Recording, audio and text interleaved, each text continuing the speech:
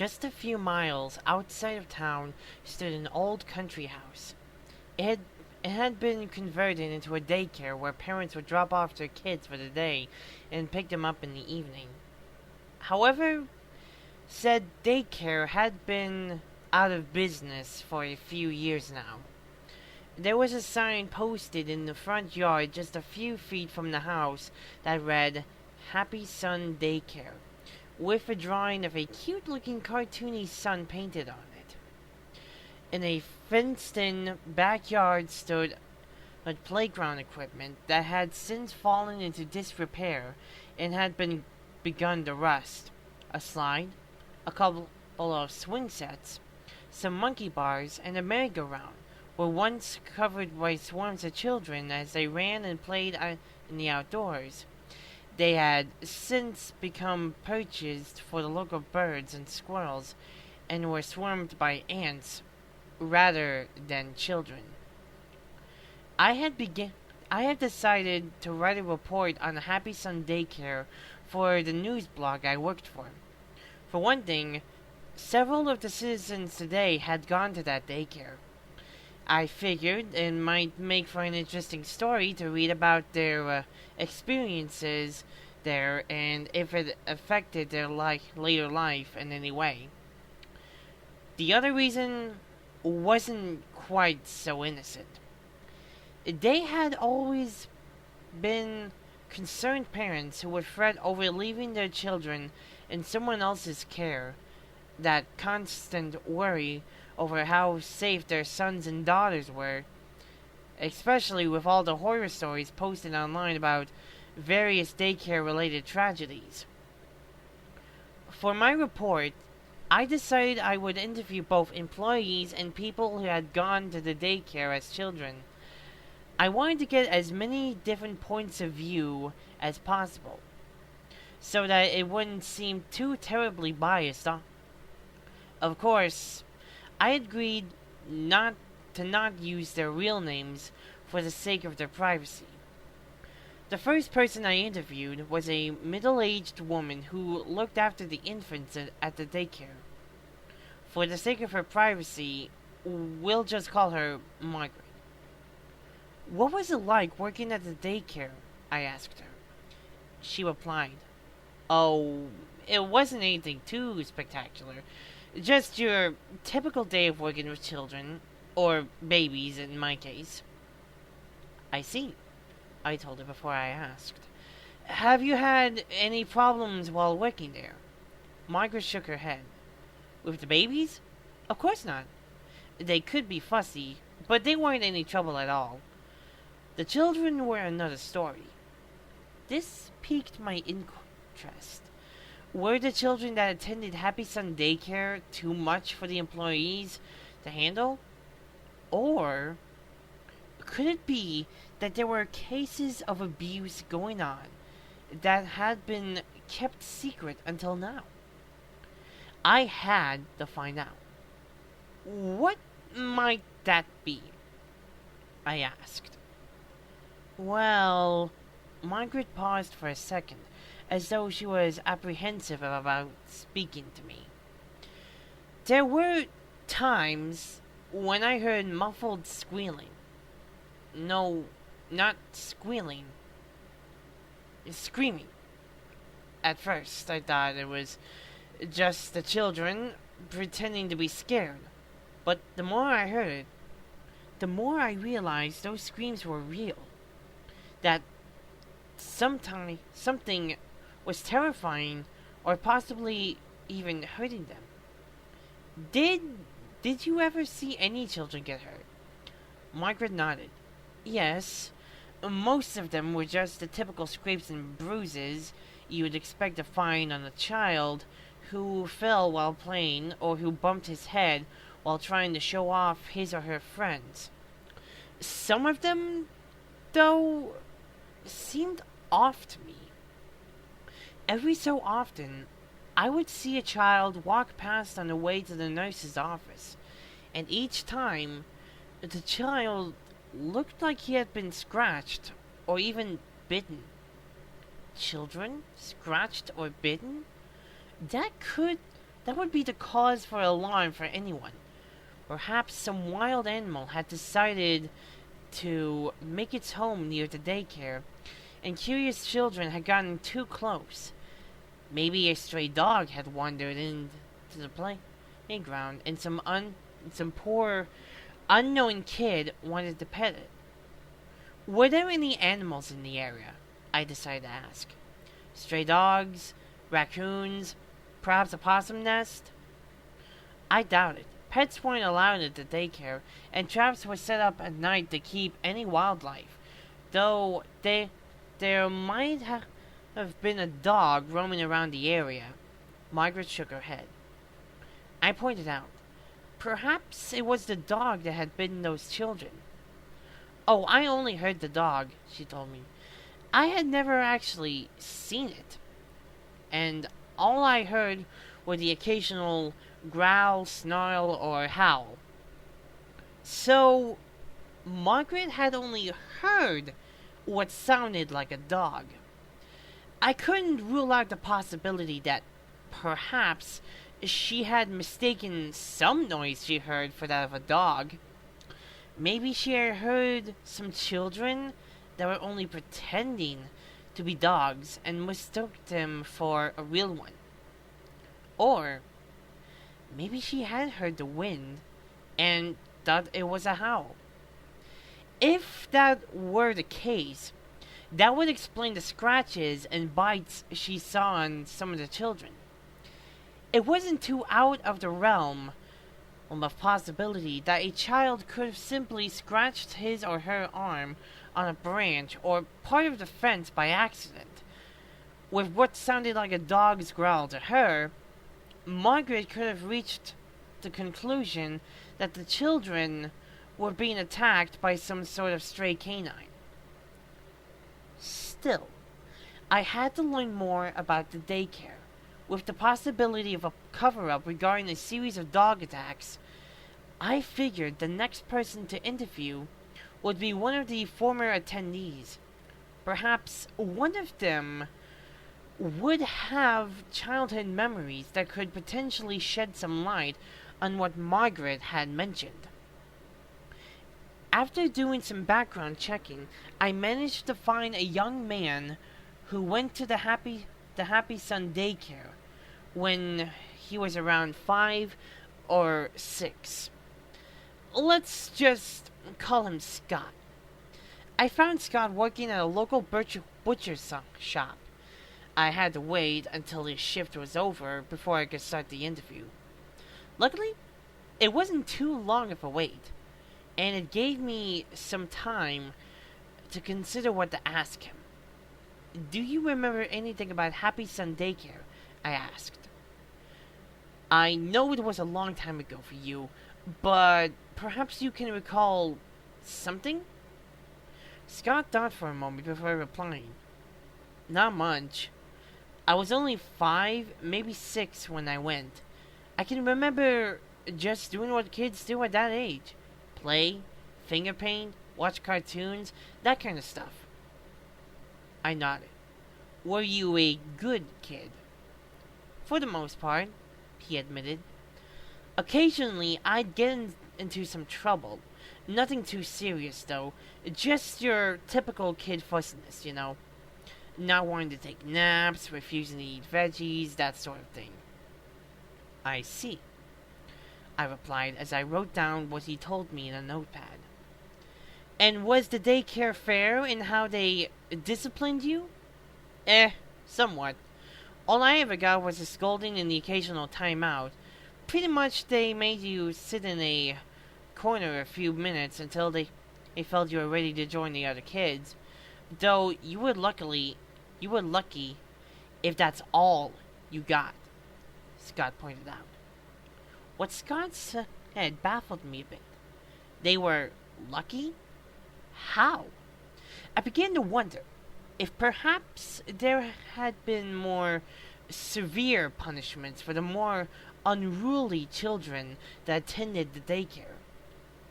Could there have been some sort of more controversial form of discipline that the employees at Happy SUN Daycare used that they didn't want known to the public? I had to know. What exactly do you mean? For a brief moment, Scott gave a brief shudder. He seemed to have recalled something from his childhood that frightened him and seemed to have affected him in his adulthood as well. The kids who got into real trouble were sent to the gray door. Scott heaved a heavy sigh. I've never been in there myself. I knew a few kids that did. Once they would get into fights or throw huge tantrums, they'd end up going in that room. I don't know what happened in there, but they always come out shaking with wide eyes. A few would break down crying.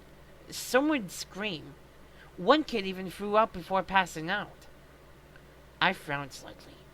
What sort of horrors had been conducted in the room that has been nicknamed the Grey Door?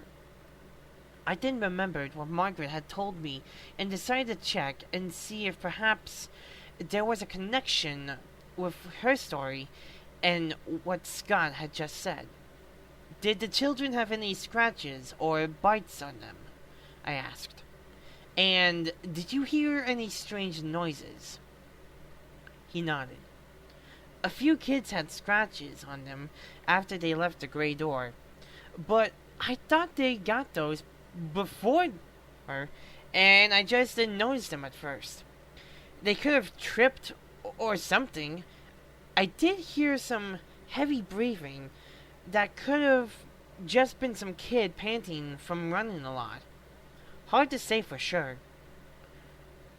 First, Margaret said she thought she heard a dog snarling, and now Scott told me he heard heavy breathing. With the strange noises, mysterious scratches on misbehaving children, and the mystery of the Grey Door room, I couldn't help but wonder what it was that Happy Sun Daycare had been hiding all these years. I thanked Scott for taking the time to speak to me before moving on to the next person to interview. With my curiosity regarding the Grey Door still heightened, I figured the next person to speak to would be one of the more troublemaking attendees of the daycare. I had to know more about what went on inside that room, and perhaps one of them could tell me. After doing more background checks, I managed to track down a young woman who we'll refer to as Alice. She had been arrested 2 weeks ago for spraying graffiti and was charged for vandalism. Rather than spend time in jail, she agreed to do 4 months of community service. From what I read about her records, it seemed this wasn't the first time she had gotten in trouble with the law. Were you always this much trouble? I asked her. Alice shrugged. Maybe. I wasn't sure how easy it would be to get the answers I wanted from her. She seemed like the type who would only cooperate if either she would get some sort of advantage or if it meant less time behind bars. I need to know about Happy Sun Daycare, I pointed out to her. Do you remember anything about the Grey Door? For a brief second, a hint of fear flashed in her eyes. Her face became pale, as a few beads of sweat trickled down her forehead. That was a long time ago, Alice pointed out. I replied, surely you must have remembered something. Records show you were 10 when you attended. Are you sure you can't recall anything? Alice took a few deep breaths and began to regain her composure. If the mere mention of the Grey Door was enough to put fear into her after all those years, I couldn't help but dread what horrors she could have possibly experienced. Here was someone who had run-ins with the law, someone who had been arrested for various crimes, primarily theft, vandalism, and trespassing. And yet it was something from her childhood that caused the most fear of being punished. Why? Okay, I'll tell you.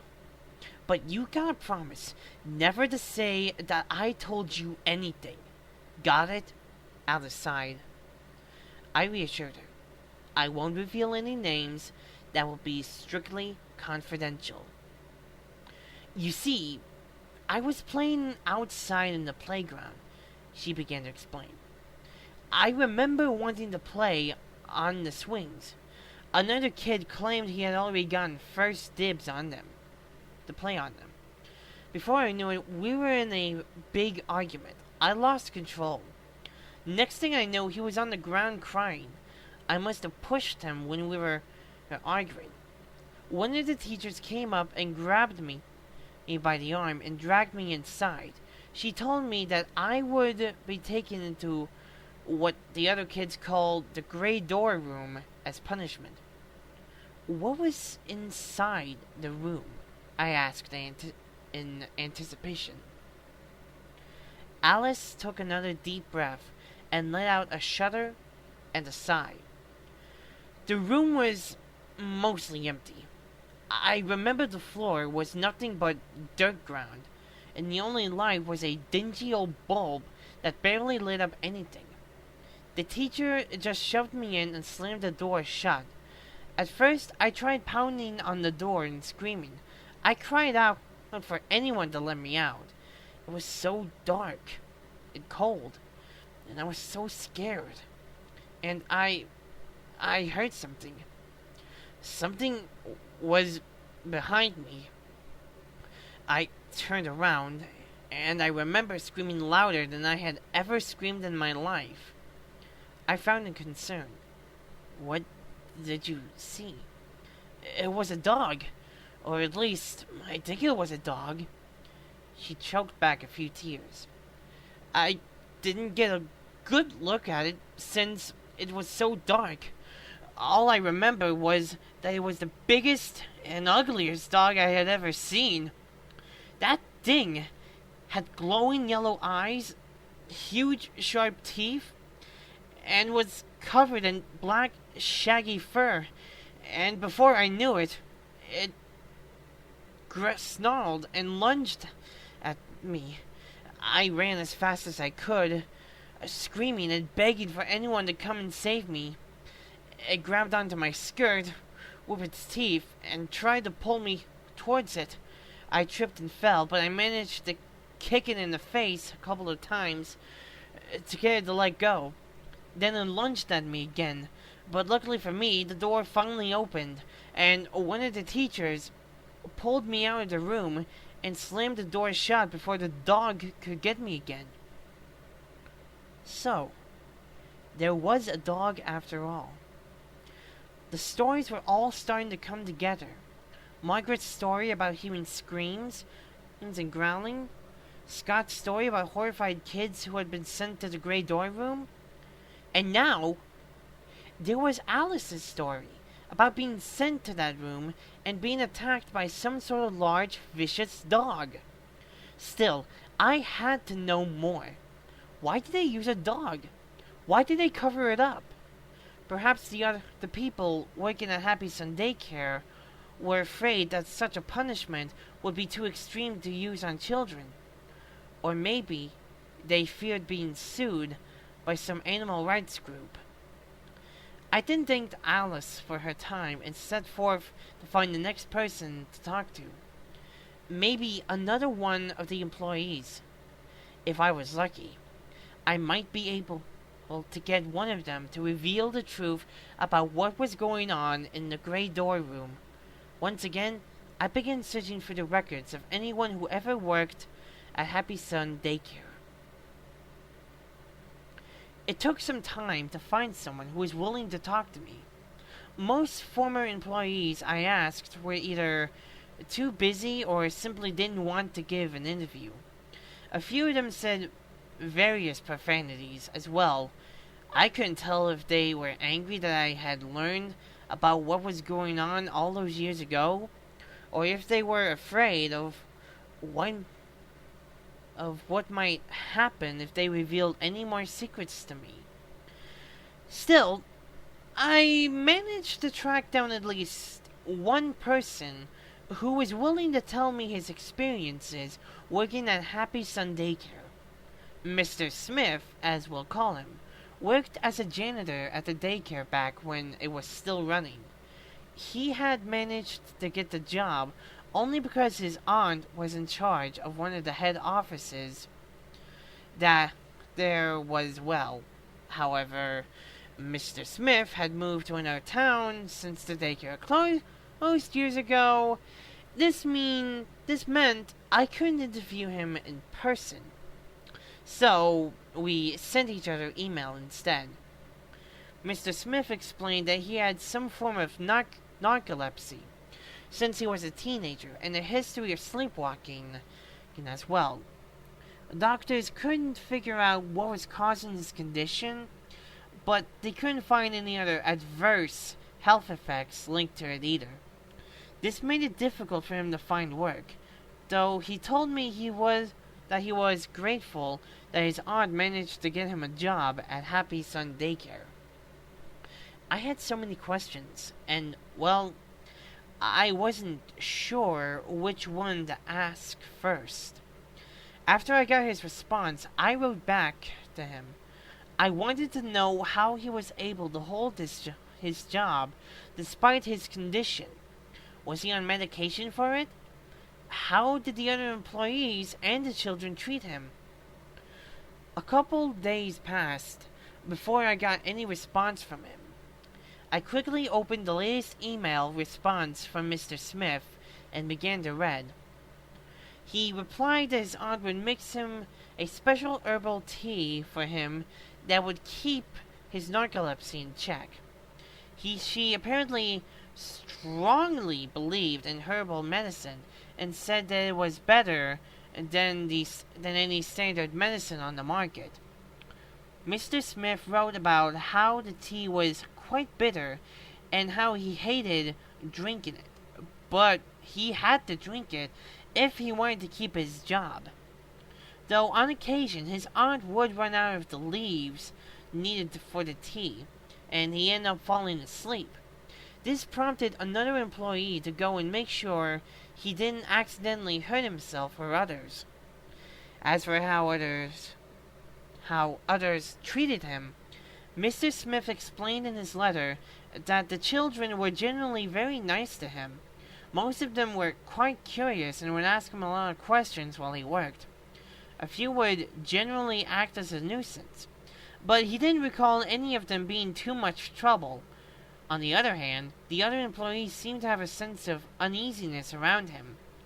He explained how he felt that they seemed extremely cautious around him. Also, he pointed out that his aunt always kept a close eye on him. He wasn't sure if this was due to his condition or for some other reason, though. That just caused more questions to form in my mind. Why were the other employees uneasy around him? Was it because he was the nephew of one of the higher-ups? Or was there another reason? And there was the matter of his aunt keeping a close eye on him. Maybe they were trying to keep the whole issue regarding the gray door room a secret from him. Perhaps they were afraid that he would find out about the dog and would contact police. I had to know if he knew anything about the room. I quickly wrote a reply and asked if he knew anything about a largely empty room and children being attacked by some sort of large dog. Another couple days passed before I got another response from Mr. Smith. I opened the reply and began to read. He said that he didn't remember any sort of dog at the daycare. In fact, he pointed out that animals weren't allowed on the property, and that he would set traps to keep the squirrels and mice out. His aunt was very strict about no pets being allowed, as well, most likely due to any potential allergies kids might have. Mr. Smith explained that his reply, that perhaps the dog that Alice claimed to attack her was just someone in a cheap-looking dog costume, that the room was kept barely lit so the kids in there wouldn't realize it was a fake, and that the scratches and bites were just a result of them tripping and accidentally scratching themselves on some dirt. To my surprise, he had been in the gray door room himself several times as well. Strangely, he pointed out that there they were always when he hadn't any tea to drink and would wake up in that room. He wasn't sure if anyone had simply moved him there so he could sleep without being in anyone's way, or if he had been sleepwalking again and just stumbled in there by mistake. Mr. Smith explained that the room was originally going to be a large storage closet for various arts and crafts related supplies, but was never finished due to budget cuts. He wrote in his reply that his aunt didn't want the area go to waste, so they decided to use it as a means to punish misbehaving children. In his opinion, someone probably bought a dog costume and would wear it while terrorizing any children sent into the room as a means of instilling fear of punishment into their minds. I sent one last email to Mr. Smith thanking me for the time to reply to my messages. The whole thing about Happy Sun Daycare was starting to piece together. From what I had gathered via the various interviews from both students and employees, children who misbehaved were sent to a large empty space called the Gray Door Room. That there was a dog, or possibly just someone in a dog costume, that would chase any child sent in there. And, finally, that said child would be pulled to safety before the dog could cause any serious harm. There was only one thing left to do. I was going to head inside Happy Sun Daycare and investigate the infamous Gray Door Room for myself. I had to see for myself if there was anything that could solve this strange cover-up. Several minutes passed as I drove out to the countryside and towards the abandoned building. I parked the car in the front driveway and took a few deep breaths. The front door was unlocked, which was lucky for me. I gently pushed the door open and began to look inside. The interior was dingy and covered in a layer of dust. Cobwebs spread over various desks and chairs that hadn't been used in quite some time. A musty smell filled the house, and the mixed with the odor of feces and urine from the rats that now made the place their home. It was nauseating, to say the least. After I explored several different areas, I soon found the foreboding gray door that was said to lead to the dreaded room. The door was quite heavy, and it took me several tries before I managed to force it open, just like how Alice had described. The room was dark and empty, with a dirt floor and a dingy bulb. Said bulb had burned out long ago, so I used an old desk to prop the door open in order to see anything. I could see faint bloodstains on the ground and on the wall, but I couldn't tell who or what the blood belonged to. There were also strange markings on the wall as well. I took a closer look and could have sworn they resembled claw marks of some sort. As I continued to examine the room, I noticed various footprints in the dirt. Many of them faded or had been trampled over one another, but I could still make out a few. Most of them were the footprints of children. They looked like the children had been running away from something. there was another distinct set of footprints that caught my attention. I examined them closely. I could definitely make out the distinct footpads, claws, and individual toes on at least one of the prints. This wasn't some person in a cheap costume. Happy Sun Daycare had been using a dog to terrorize children. I had to let people know what was they had been hiding for all those years. However, as I made my way out of the daycare and into my car, there was one aspect about those footprints that made me uneasy. Since when do dogs walk on two legs?